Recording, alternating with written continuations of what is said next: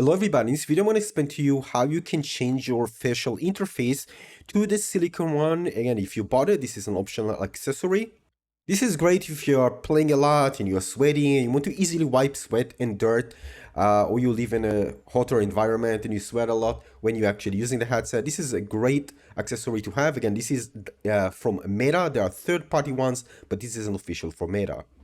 And when you open the box, you're going to see the face cover, the facial interface, with some warnings, by the way, on the side, and easy instructions that you can see how to replace it, although it really explain how to properly remove it. In this video, I'm going to explain to you. It's going to be a walk in the park. Yeah, so these are the instructions. Well, yeah, actually, that's what you need to do, but this is kind of the short way to do it, and when I first saw it, it wasn't very clear. Now, in order to put it in place, we first need to remove the strap and this side here, plastic one. So what we're going to do, just going to pop it off. Comes quite easily. And this one as well. And we want to release the strap. So we open it and just slide it out. All right, here we go. Just there's some stages. Here we go. Need to pop it out. All right. The way we do it, we're going to start at the bottom. All right. We need to take the first part out. Here we go. And the other one. All right. And then once we've done that, we can just pull. Let me see that it's actually out. Actually, let me just close the headset. All right, it's closed. So now, I'm gonna pop this one out. Here we go. We can actually do it like that. Yeah, it worked. You can start with the bottom and then from the top, you can just do it like that. It works and it's out. So this is how the Quest look without the facial interface. Pretty neat, huh? Pretty neat. Now, one thing to know, this is a recommendation. You can put now the facial interface back as I showed you, but I personally found it's a bit hard to put the strap back in after that. You need to push it in. It's still possible, I think, but it was hard for me to actually do it. So I thought that maybe it's going to be just better to put the strap in and then put on top of it the facial interface.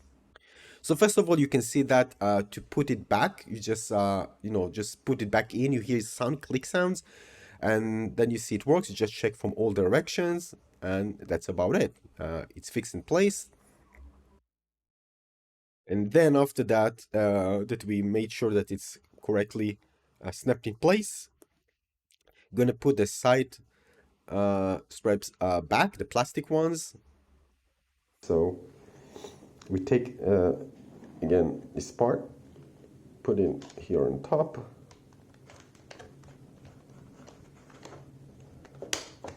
Until you hear a snap. It's good. We did it to the other side as well.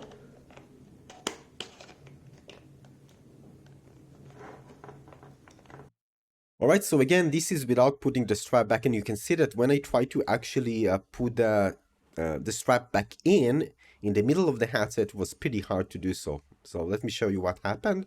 And that's why I prefer putting the strap before you put the facial interface in the headset itself.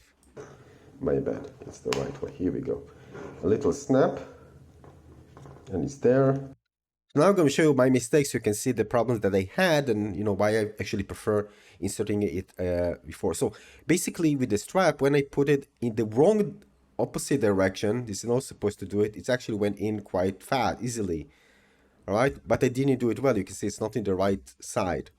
So now it's actually came through. But once I realized that, I turned it to the other direction, and it wasn't actually easy to put it back. So you can see here, it works well, but it's not the right direction. So I'm going to turn it back now. See, it's easily comes like that, but it's not done well. So I put it out and I try to put it in back. And this is why I learned that, well, it doesn't work well. It was annoying. I try to put it back in and push it, and I just couldn't. And well, maybe you can, but again, it's a problem. So I told myself, well, if it's like that, I do recommend just putting it before you actually put in the facial interface, attach it to the headset itself. So again, what I did, I took it back out, and then I put the strap inside already. I mean, it's, you see, I'm putting it inside already. Maybe because you push it from the bottom again, it was easier like that because I have more options to push it down. But again, it should work by the way without, I think, but for me it just didn't. It was very annoying. So then I put it before, and then I attached the official interface into the headset, and then it was very easy to do so. So I'm sharing this because I'm sure if I had it, some people will have problem with that. So this is my recommendation: putting the strap back in before you connect the facial interface into the headset. It should be easier for you, as you can see. And that's about it. You put again the faceplate back to the headset, and there you go. Pretty easy installation, and that's how you change it. By the way, if you have the official one, it also works with third-party ones, right? That you need to disconnect the previous one and put the new ones, not just for the official Meta Silicone facial interface. And yeah, that's it for this video. Give a like if you found this one useful. Thanks for watching, everybody. I'll see you on the next video.